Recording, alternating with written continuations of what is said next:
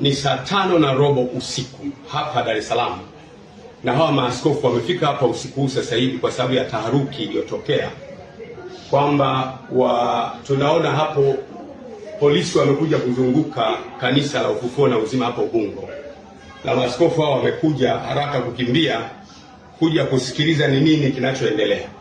Of course hata mimi mwenyewe sijajua kinachoendelea, lakini naona hapo nje kuna defenders za polisi kama 3 hivi wamekuja kuzunguka kanisa.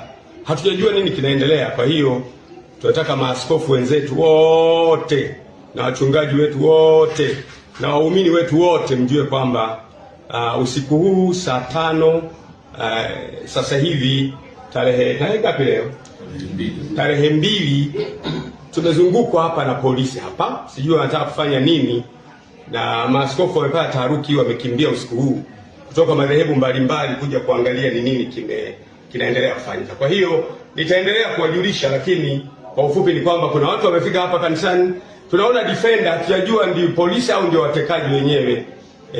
Nafikiri ni polisi, tunaona ni gari za polisi, lakini tuendelee kuwasiliana, tutajulishana cha kufanya. Asanteni sana.